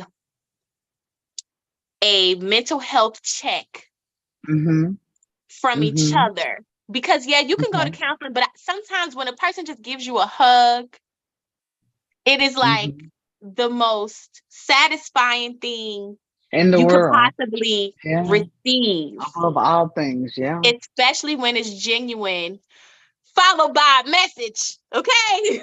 Exactly. Those Now, things Courtney, stick to your doing this soul. forum, yes, doing this forum, would you want it to just be women or would you want to women and men? I would like for it to be mixed, but I would like to do separate and then mix. It's kind of like you know how you need counseling on your own and then counseling together. And then right, gotcha. Okay. Yeah. All right, let's do that. Shep. Sister Shep. Yeah. Come on, Chef. Yeah, that we can make this happen. Oh yeah, no, definitely. And we do have Rebel Vision is gonna start having like a lot of young men on because we have an elders council as well. Yeah. Okay. Just Yeah. peace. Okay. I love that. And then we'll all come together and Come speak together at some point. Yeah. I like what everybody was saying. I think, I know especially, because I've seen, going back to it saying, oh, the kids, they're horrible and working in the school system. I was teaching school system just teaching for at least like 15 years now, plus that. So it's like, when you get in there, you see the kids are in disarray and everybody's acting crazy and profanity and going crazy. What I found out is just most people, like you said, the hug part, they don't feel loved. Yeah. That's the biggest part right there, is people don't feel loved. They don't feel heard. They don't feel appreciated. So then that all reflects on itself. And that's now I have low self-esteem. I don't respect myself. So I can't respect you. Nobody loved me. So who can I love? That was the biggest theme I saw. Just people knowing somebody cares for them. Have you guys seen the one lady who is a trainer and she goes around and she gives Black men blue flowers and she tells them why she loves Black men and why he should be proud of himself and XYZ in the different training facilities? Have you guys seen that? No, is it on Instagram? I think it is the most beautiful thing, like the most thoughtful thing, because if you could see these men, these big grown buff men be stuck in their tracks with just regular gratitude, and it's so sad. And I'm gonna say it's sad because you can tell that a lot of them never even heard a woman say anything nice to them. And I know it's women, we go through our own things. I'm sorry. That's okay. Go ahead. Yeah, I know as women, we go through our own things and we're dragged through the mud too, but there's a side over there too that's drugged through the mud. Just like we have to be, as Sister Stacy said, held accountable, right? For the things that we do, and our sisters, our brothers the same. And it's just a beautiful thing to see, just like you see a Black man with their children. I've always had a father in my life, so I know I've always seen good dads. Like, that's just a thing of mine. So I've never had a misconstrued picture of what a Black dad is like. You know what I'm saying? He wasn't hustling now. Yeah. But that's what I know. And he was a great dad, and he still is a great dad. So when I saw her doing that for these men, to just see their excitement, or just to see their heart melt, which is a thing that we don't get to see in our Black men a lot, because we always telling them what they should be and how they should act and what we think they should be, right? As they're telling us what they think we should be and what they think how we should act and all these other things, instead of everybody just being themselves and group up whoever they grew up with, okay? But I just wanted to say that because it was a beautiful thing. Like, I've never seen anybody do anything like that before. Yeah. And just their faces, it did something for my heart. Definitely. I mean, that will move you, because, we know that some of these kids are not getting that, We know some grown men. That's right. Yeah, grown men. They didn't get that. A lot of grandma raised them. They didn't have mama to give them a hug and didn't have a daddy. I mean, so we can't go hard on them. I try not to go hard on the Black man, because he didn't ask for the hand he's been dealt. You know what I mean? So I try not to go hard on them. They, I try not to go hard on the brothers. I try to, they kings. They are kings. Yeah. It's still there. I'm sorry. I do think that sometimes brothers are more coddled, especially for me having young sons in the school system. All of their teachers coddled each one of my children, and it's still happening. And it's not necessarily what the real world is. It's not. Yeah, it's not. What I have seen. I'm just saying, from New York. Tell me if you agree. I had Black teachers. No, but it didn't matter. Well, our Black teachers out here in the South, baby, we not Northerners. We know what slavery is like. And y'all Northerners, y'all are a little different with y'all. Yeah, I ain't saying by everybody, but coddle, last thing that I have ever seen. I'm saying from New York anyway. Like I say, it's regional. It depends on where you're from. Oh, it definitely is. It does depend on where you lived and what you see. I think our teachers were like pretty hardcore. Like the first Black teacher I had, second grade, I mean, she taught us, how to meditate, listen to jazz music. She always changed the frequency of her classroom. That was us. About life. Like, she was like, yo. That was us. That was us. Like, we're talking about these teachers now. No. Yeah, I don't know. We're talking about these teachers now, not the teachers that used to say, "You gonna figure it out." Oh yeah, no. Not those. You mean the 2020 teachers? Now. Say that, because ain't happening. Watch the kids, whatever, fight each other, hurt each other. I mean, just be like, well, in New York, just call security, who's going to call the cops and take them. For real. Man, and you're right, Queen Goddess Hope. Like, it was not like that for us. Our teachers was not playing that. They not giving you a million chances. I had this one lady call me, Corday was in the 10th grade. She's like, I've asked him to do this assignment a million times. I've sent it to him. I've given him this. I've given him a hard copy. It's due on this. And if you could just get him, I said, ma'am, have you ever thought about just giving him a 0? Right, that part. I almost failed in third grade. Like, I can't. Not anymore. That's not how it works. They keep. She was like, she said, but this was an older teacher, so I was really confused. Yeah, I was like, have you ever just thought about giving him a 0? That might make him want to do something. And she's like, you know what? No one's asked me that in a long time. I said, well, I'm fine with you giving mine a 0. He ain't did it, you asked. And you're a real mother. You're a real mother. You know what I'm saying? Right. I can see you as one of those moms that if your child wrong, he's wrong and he need to be dealt with. Not upholding the wrong and buying him a pair of Jordans, you know what I'm saying? Because he got straight up on her. You know what I mean? He's failing her.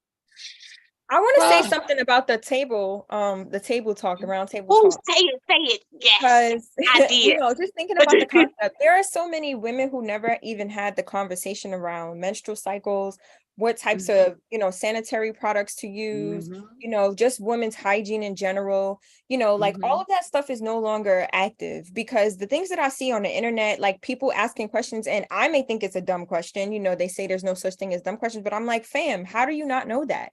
You know what I mean? So I think there's definitely some topics, especially if we're going to kind of mix the demographic of ages in the mix.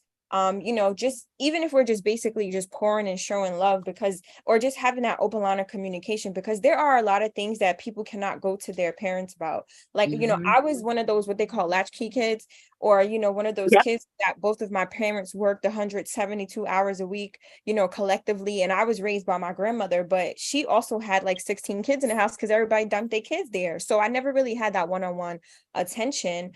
But one thing that I know that I could do was always go to one of my elders and say, hey, I have a question about X, Y, and Z. Or if I didn't know, they was like, go to the library and go figure it out. What was like a Judy Blume book, like read about her menstrual cycle in there. Like there was just so many different things, just resources. And while, sure, we're in the age of information, but people don't even know what to look up, and it's even don't even know the question. Things. Exactly. Yep.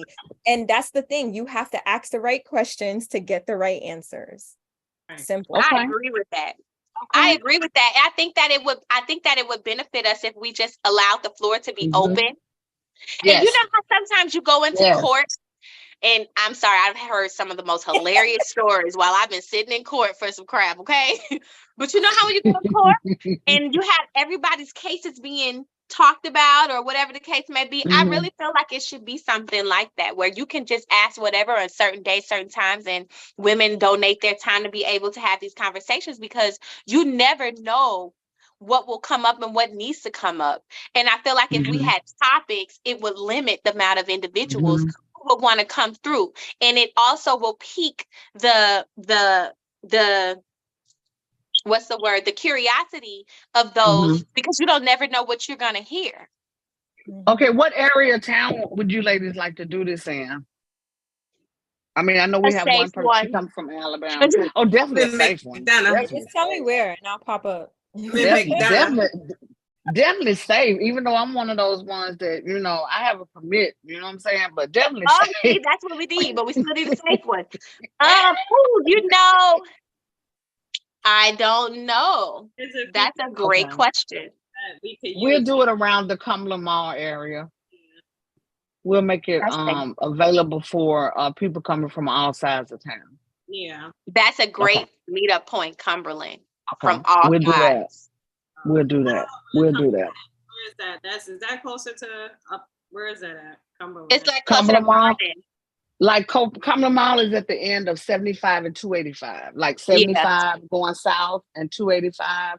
That's Cumberland Mall by the Battery Stadium, like over in that area somewhere. We'll get a venue. We'll get a venue over there and we'll get it set up. I've been on that. I've been at the Battery. Are you talking about the Battery station? No, not the station. Or somewhere in the area. In that area, right? Okay. Correct. We're not going to do a station. We're going to put it out on Instagram and Facebook and Twitter and bring in probably people we don't even know, but they'll be willing to come. Which is the point. Right. Yep. Right. Radio station. I did a radio show at WAEC for 2 years in Atlanta. Because I know you said podcast back too, right? Right, we're bringing the podcast back. It's going to be done at a wellness spa. We're going to do it at the spa. Look at that. Love that. Yeah. So I did a radio show on AM dial. So radio, you have to kind of be careful. I much rather do a Q&A like what we're doing, because radio, they'll shut you down, they'll delete it, they'll replace it. And we're going to have it where we can get it recorded, everything that we say. Right. Everything that we say. It'll be no holds barred. We won't be holding back. I agree with that. I agree with that 100%. So that's what we're gonna do. Do you have anyone that does like videography, like interns or something like that, where they could actually make it like a real, what I'm saying? It's gonna be a real. We're gonna have tables set up, chairs. It's gonna be Q&A. It's gonna be audience. It's gonna be all of that. I love that. I love that That's a what we're lot. gonna do. I think that is something that will definitely benefit our community, because the one Okay. thing that we need before we can move forward at all is for us to be able to trust each other enough to share our feelings, for us to be able to come together and figure out what it is that we need to do inside of ourselves to help ourselves heal, to be able to Exactly. move forward. And that's in all Right. realms. You know, we got so many baby Right. mamas, baby daddies. We got so many, just all these different things that's mixed up into one. And sometimes those things are not easy to get over or move past, but you still have a child. You still have somebody that you have to raise. You know what I'm saying? You still have to be able to function with each other enough to be able to raise whole human beings. Yeah. And Yeah. sometimes you can just co-parent. Yeah, you might have made a mistake or whatever the case may be, which is fine. And if those who don't want to call it a mistake, that's also fine. Divine intervention, whatever. There's still a way for you to be able to raise your child without having to not be in that child's life. Right. Okay. And men will always try to find a way. You know, you have an old soul. Oh my God, you have such an old soul in a spirit. Men you've will been there always try to before. find a way to make a reason. Oh, well, in slavery, we didn't have this and that. Bro, we weren't in slavery that long. And we've Man, been and that was out of so many slavery years ago. for Why a we gotta minute. keep talking about that? Okay. And we've been out of slavery for a minute. Y'all Negroes just don't want to take care of your kids. That is My so origins sad. are both royalty though, so It's a I'm good loving thing. Not take care of the kids, but also we as women had to like just the better. Why are we with certain people? How did that connection happen? You know, because we have spirits that care and want to work and help because we're nurturers. See, some of us are nurturers, some of us are not. So it's like I'm not nurturing no grown man, because you can't. You gotta know your role. That's what I was saying. You can't raise no man. I'm not nurturing nobody. Me right here. in general. I'm not a suckler. No, you have to get it from your mama. No. I think Better get it from your mama. we gotta look, Yeah. we have to understand that this unhealing and this hurt comes from improperly going through their passage in life. Exactly. But everyone goes through. So but when you let's go. identify that passage, whether it's a girl coming to a young woman, she might have been molested or raped or whatever. That's her hurt from her passage, or from a young woman going into her adulthood, she might have had some things going on. So when we're identifying spirits and energies that come to us, you identify their passage and what level they're at. You can do that with conversation in order to understand without how do you get rid of all it that upon yourself. What you say? How do you get rid of it? Because that's what I need. How do you get rid of it? You have to understand. First of all, identify. Okay. First of all, go to the core and identify, then forgive. Okay. Not only the person, but forgive yourself. Okay? That's a big, huge step, especially when dealing with molestation, incest, or anything like that, or any harm that's come to yourself. To be able to forgive that offender and genuinely forgive them so that your healing can start, because that will present itself in all other areas of your life. And you think you've gotten over that, but this thing is not healed. So as goddesses, as women with the platform that we have, like I said, you all have eyes that you see this thing in a spiritual way. You have to understand the entities and the spirits that come before you so that you don't soak up that thing. Yeah. You've been equipped to handle what you can handle. All right. You not know Florence Nightingale and you just identifying all these mentally ill people and you keep bringing them. That's not your job. It ain't your job. That's not your job. Identify the energy. Know your position. Know your role. Right. And these passages, because just like the young men, everybody has to go through a passage in order to really complete this thing we call life.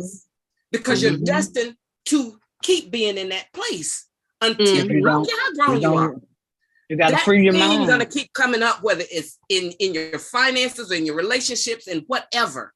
So, Mhm. Courtney, I say identify, deeply Mhm. identify Okay. that Mhm. thing. Mhm. Mhm. Call it for what it is. Mhm. Mhm. Forgive it. Mhm. Mhm. And look, if especially if it's a thing that you still got hold of you, you got to send it back to hell from where it came from, and Mhm. call, because you have that power. You will not exist in my space. I recognize you for what you are, Mhm. and I'm gonna go on. You're forgiven for the hurt, but that Mhm. energy is not gonna Mhm. continue to resonate with me. Then Mhm. you have You to do have the to work. free your mind. You have to You free have your to do the mind. work. Okay. You have to do the I work, because promise it's you, gonna come once out you of you. free your mind, once you Yeah, free your mind, everything else will follow. yeah. But Everything else will you have to follow. do But the you work. got to release it. You got to release it. But you Yeah. don't know. A lot of people that run around here now, they don't know, Courtney. They Mhm. don't know. It could be Mhm. several things going on, but they have not Mhm. identified one. So they're still staying Right. toxic in their energy, in their time, Mhm. in their thoughts, in their ability to help others. But see, we're at a season now where y'all know how to identify. So Mhm. ain't no sense in you going back to some stuff to keep dragging Mhm. people. Because all them that's gonna come to the water and drink. Yes. Time is of the essence. Like Goddess Hope said, time is of the essence. We can't keep fooling around. You got to move on purpose. That's right. You gotta heal Intentionally. yourself. Mm-hmm. You can't lack Intentionally. accountability at this point any longer. Yeah. No You definitely excuses. have You to got to take drop the personal- excuses. You got to free the Yeah, mind. You you got have to to Hey, free the take blame mind. personal mom. accountability for yourself. So one of the things that I did in order to reparent myself was, so there's something called the frequency of emotions, and at the bottom of the frequency of emotions is shame. And I went through this exercise where, as I'm going up this channel all the way up to enlightenment, what was the first energy or what was the first memory that came to me in order for me to exude that, so I can now journal that energy. So if the first is shame, I want to write out the first thing that I remember in my past or my past life of shame. How did I feel shameful, or how did I feel a sense of enlightenment, just kind of going up this frequency of emotion. And then when I was finished with that, I wept, because there are some energies in you that you probably never realized that you were holding on That you to after have. all this time. There is. And then after that, I proceeded to write a letter to my first traumatic event that I could recall. And it was all the way back to age 5, and I had just recently did a inner child meditation last week. And, it was like walk into that space, see that little girl in that room, what does that look like? When you see her there, what do you visualize her doing? What do you remember from those surroundings? And I could actually envision myself in the projects in New York City on the 8th floor, looking at this little teeny tiny apartment. I was by myself because my parents were always working, and just really thinking about what was I doing. And I'm like, I was either playing Super Mario, with the little Nintendo duck gun, or I was playing with some Barbies or doing my little mannequin hair. So I'm like, I could see myself doing all of these things, but I was alone. And I was like, who allowed me to be in that space so young alone? Like, why was I alone? Why were they comfortable with leaving me alone? And I had to take accountability for that as well. Thinking about, what did I feel? How did I carry that on with me throughout the years? Because for so many years, I couldn't even remember a lot of my childhood. But it wasn't until I started remembering people or different places that regurgitated this information. So not only do we have to reparent ourselves, but we have to be conscious about the healing as well. We can't always blame other people. Sometimes we have to take accountability as well, because it all stemmed from our perception. Everybody's walking through this life through their own perception and their own needs, or what they feel is best, and I just want to make sure, like Sister Julia said, whatever's in my arm's length, whatever's in my aura and my radius, I call it a happiness bubble. I don't care if you think that my happiness, I'm happy all the time. Like, bro, I have some terrible days as well, but I'm never going to allow that to alter how I treat you. You know what I mean? What I'm going through, I choose how I can treat other people. I haven't been angry at anyone in a long time. If I choose not to talk to you, it's because your energy is poor. I have no Exactly. time for energy. Like, if you cannot approach me on some real life peaceful vibes, you have no place in my life. I Mhm. can't even lower my frequency any longer to conquer yours. Like, I don't even care. I just don't want it. You know what Yes. I mean? Oh, you Exactly. better say that. It's just so many people who are just operating in such a toxic space, and they don't even realize that we Mhm. really need to rise up, because there is no room for toxicity. There is no No, it's room for not. toxicity. It's And not. there's no And room for you to try to ladies, I change have to them either. leave. I Yeah. have You to can't leave change for them. another call. I have to leave this one for another call. But Shep is gonna give each one of you my email information, and I definitely want to be on the next call that you have, because I'm gonna contact the young ladies, and we're gonna get this into play, and we're gonna move forward with having this panel that you want. All right. Love that. Okay, I cool. love Okay, that. thank Thank you you Alright. so so much. much, It was a Sister No pleasure. Stacy. problem. And I look forward to seeing you ladies again real soon. Yes, Yes. ma'am.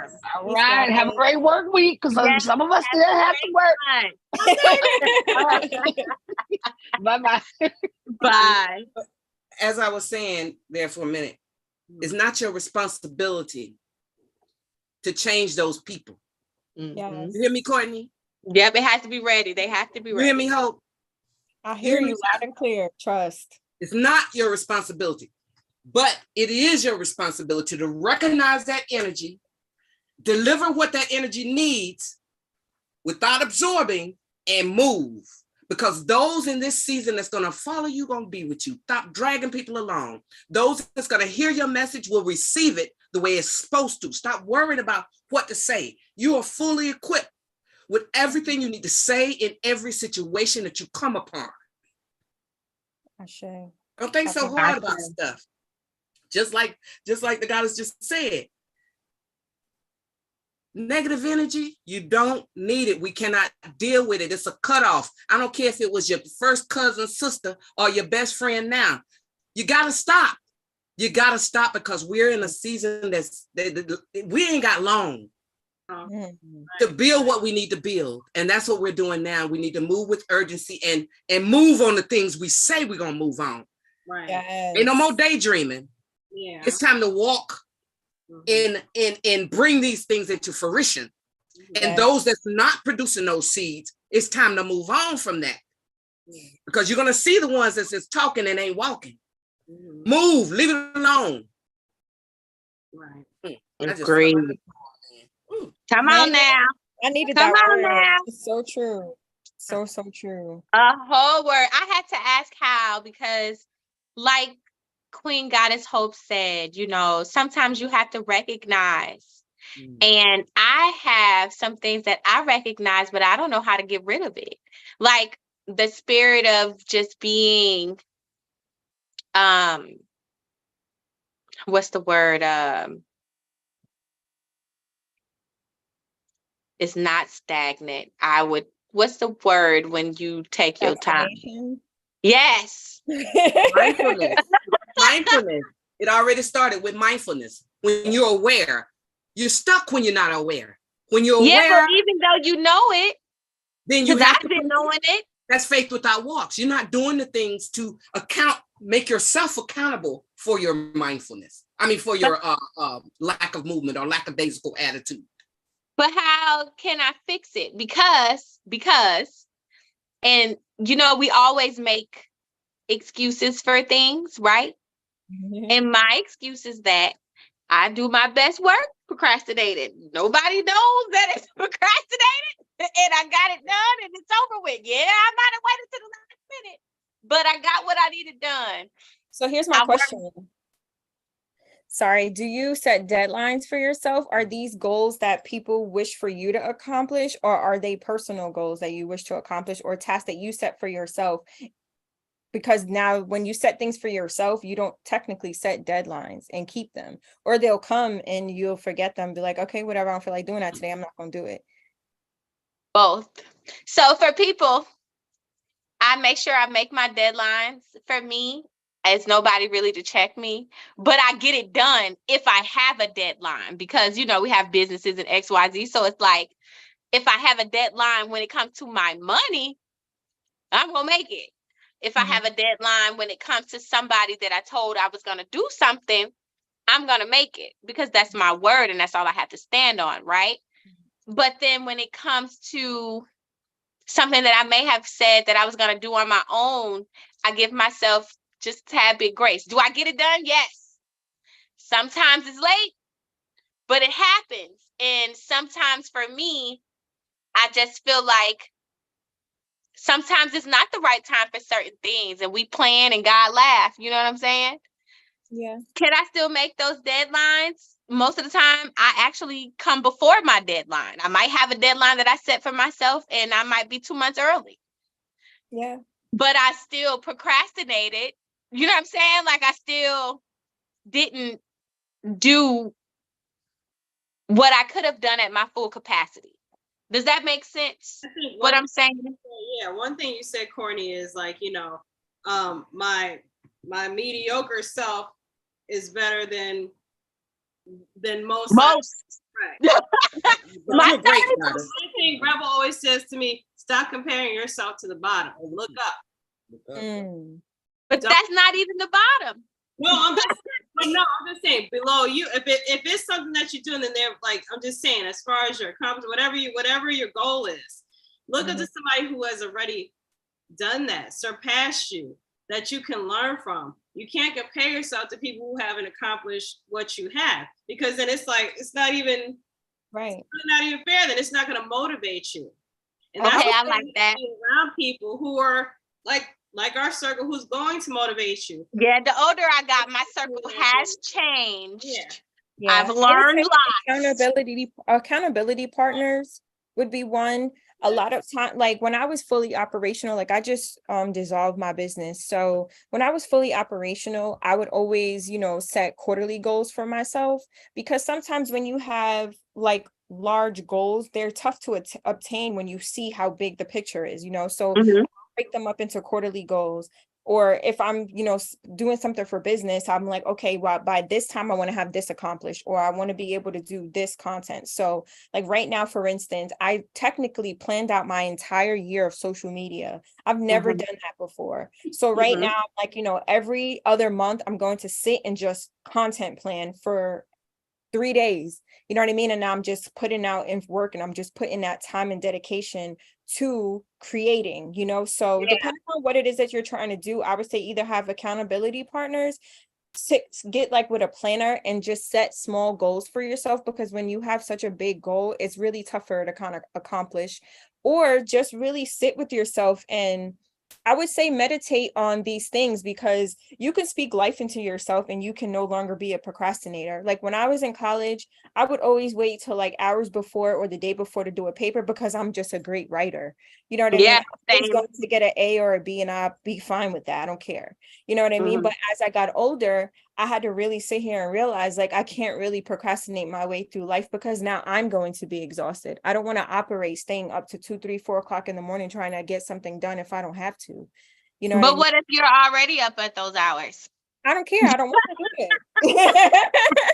I used to create websites at 3 a.m. Like, Yeah, I used to create websites at 3 a.m., but I also went to sleep already at 10, and now I'm up at 3 and now I'm working. That's different. yeah, I feel like that's the same, but that's what I'm saying. Like, I might say that is procrastination, and yeah, I will set a goal for myself, but I'll wait till the end of my goal. I still get it done, Mhm. but I'll wait because I don't know if I feel like it's easier, or I don't know how easy it is for me to be distracted with fun. Mm. How do you get rid of that?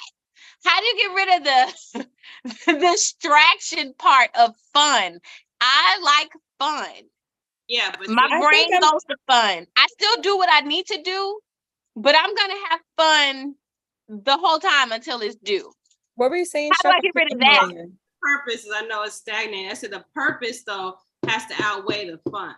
Mhm. So it's just like certain things, and you may be having a horrible day. You may be going through a lot of stuff, but like if there's a certain function or event you had to be through, you got to put that aside. I know, Sister Jalea, when she has to perform, I had to perform at that same amount of effort as I get, because it's not for me anymore. That's right. So when if whatever it is that you're trying to do, if it's not for you, when you're supposed to be helping other people, that goes right to the side. You have to stay focused, and that has to be a purpose. That will override the fun. if that's the goal. I'm just saying for most. It's not. I'm sorry. I'm a person that I'm gonna have fun, and I'm still gonna figure out. Try to do what I can do. I don't know.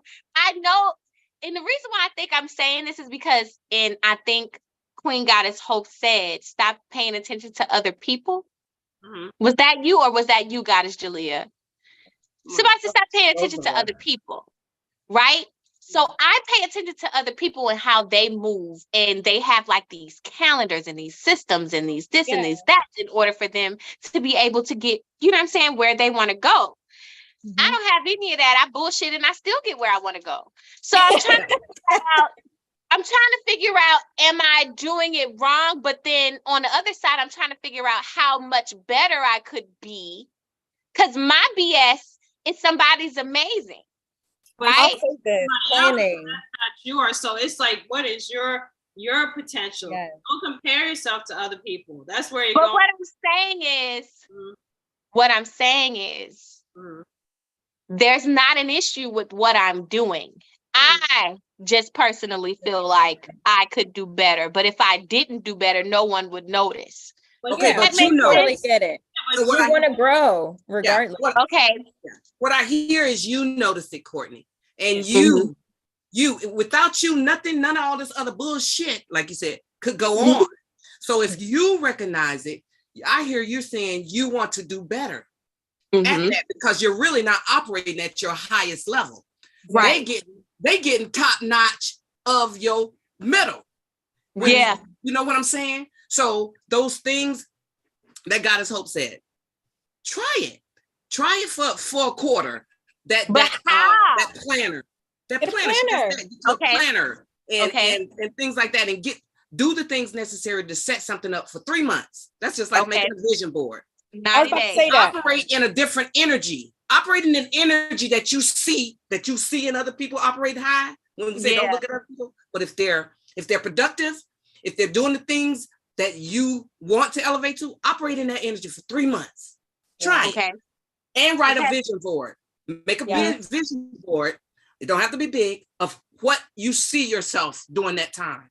Okay. All right. Because that's something much needed in you. You're profound energy speaker. The things that God has you around, that spirit don't need to be on you. That spirit that's there. Because everything about you and everything around you must be elevated at this season. It will only bring you down. There was a planner that I had used with my girlfriends once upon a time. I want to say like 2018.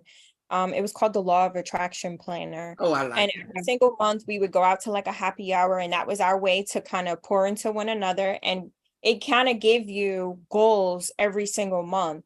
And you basically filled out if you accomplish those goals at the end of the month, and we would all come together and discuss that overall summary of the previous month or the current month, whatever it was. And that allowed us to have accountability partners, that allowed us to even go on vacation once, because we all wanted to pour into, nurturing ourselves and just loving on one another and being able to keep to those goals. So in that Law of Attraction Planner, they have, steps on how to become better as an individual. Like, did you drink your water today? Did you do your physical fitness today? What were your goals? You write out, if you have 8 to 10 hair appointments that week, you're writing out all of that kind of stuff. And then it just has like a little section for just random notes. But the point is just you elevating, like Sister Jalea said, because one thing you have to remember, especially right now, procrastination is a spirit. And the last thing you want is for that spirit to tear you down, especially when you have so many high things vibrating around you, as she mentioned.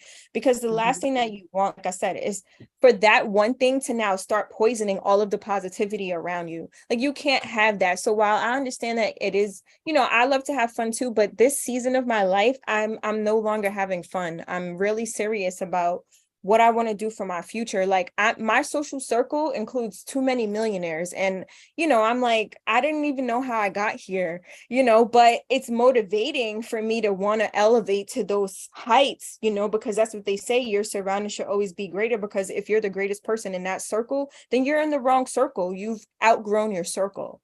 You know what I mean? So if you are really at a place where you feel like you're ready to elevate, if procrastination is the least thing that's keeping you down, then you have to obviously get rid of that. You know what I mean? Because like we've been discussing all night, like this is a serious time. You can't procrastinate. You have to go harder right now. You know, like I dissolved some businesses and starting some new ones right now. And I haven't even gotten into a position where I want to share that information yet because I'm still in the genesis phase of it.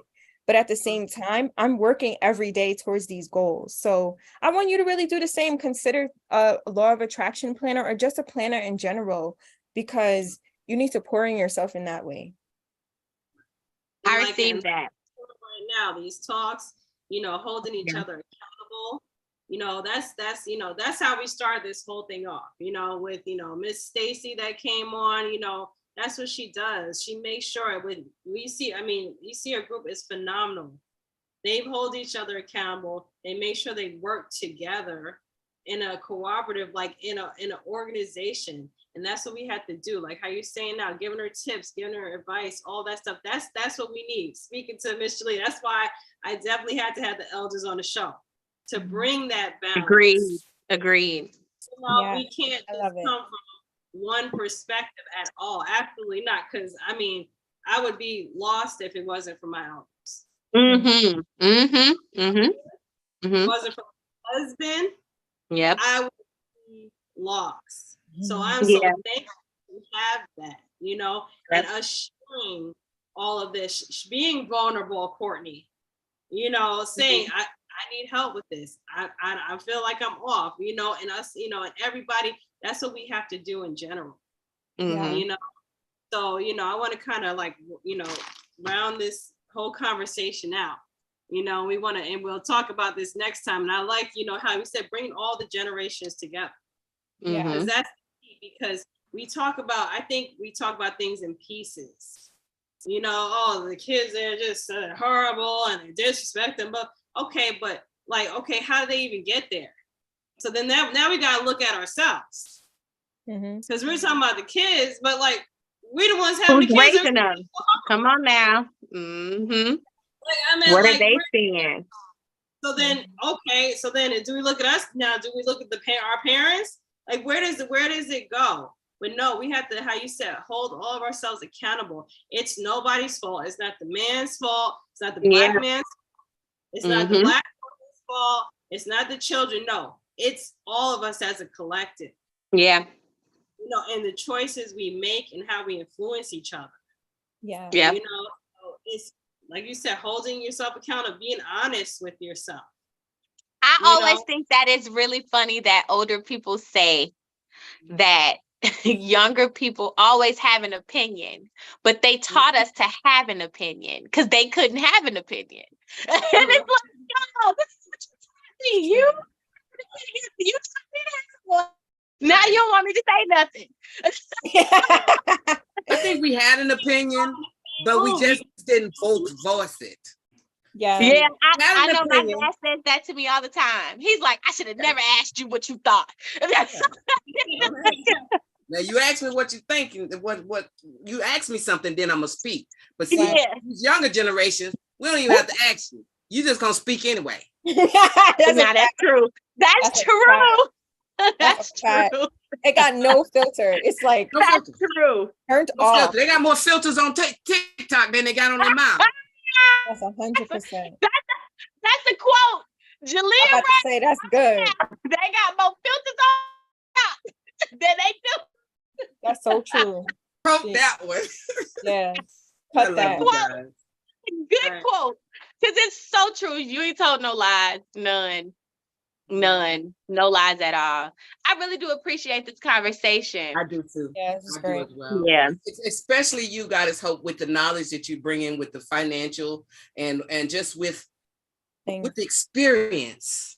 Yep. That you've had. Yep. Wisdom that you have. Yeah. Thank you. I thank Goddess Shep for even bringing you to enhance the conversation. Yes. Come on now. So I share it to you, my goddess, and thank you all so much. I love you so much. Man. Thank you. It's always a pleasure to be here. I really look forward to this because I'm in such a deep hermit mode this phase of my life, and I could weep about it. That's how serious it is. And I've never been here in so many years, but after being, you know, a business owner for 10 years and kind of having like this solitude, this sabbatical period, it's really awakening. You know, so I'm really grateful to be here because I needed this. Oh, good. Love that. I say, goddess, love that. Yes. I so want much to so. give a quick shout out to Nagas Footwear, Yes. Okay, come Shout on now. out. Tyreek Emerson, and my husband. I want to give a shout out to them. Just promoting they. We got sneakers, we got hoodies, we got shirts, we got Come on umbrellas. now. Check us out at rebelvision.com. Okay. I also want to give a shout out to once again Stacy Hill for joining us today from Confident Women. I mean, it was a wonderful. Thank you so much to Goddess for coming on our show. Y'all could visit her website at myconfidentwoman.org. That's Okay. myconfidentwoman.org. Mhm. Okay. Yes. And everybody else give out their information where we can find you, where we can contact you, reach out to you. I'm Jalea Rain. You can find me on all social media, Jalea Rain. I am a motivational speaker. I'm an artist. I do poems, poetry. I'm an author as well. So just creative in any way. If you contact me, you're supposed to be there. Hey now. Love that. I'm Queen Goddess Hope on everything, Facebook, Instagram, all of those channels. I don't have a website at this time, but I give out high vibrations daily and yoga. Yes, she does. Oh my God. I like That's a true statement. Yes, she does. She gives out vibrations daily. Oh my gosh. Were you done? I'm sorry, Queen. Yes, I'm good. Okay, so I am Courtney Simpson, 2 N's on Instagram. I also have a natural hair salon called Nala's Natural Hair Salon on Instagram in Beaufort, Georgia. If you're ever near the Mall of Georgia or in Gwinnett, come see me. And then I also have a nonprofit called Glamergency that you can also follow on all social media platforms. And it's a platform that allows individuals who may be in culturally inadequate spaces to learn how to do their textured hair and their parents and all those other things that I can't think about at this moment in time. But to help y'all make sure our babies are together when they hit these streets, okay? Basic knowledge, okay? We need basic things. And I'm just happy that I was able to come on to you guys. I just really love when I'm here. It's amazing. Yes. Love to have you here, Courtney. And I want to say, Black Power family, thanks again for joining us on the Real Sister Code. We'll be back next week with another powerful show. And if you guys have any questions or you have any, topics that you want us to discuss, definitely hit us up at rebelvision.llc@gmail.com. Okay? All right. Us. Guys, Peace. thank you so much. Us. Us. Us. Yeah. I love you guys. Love you too. Bye. Okay.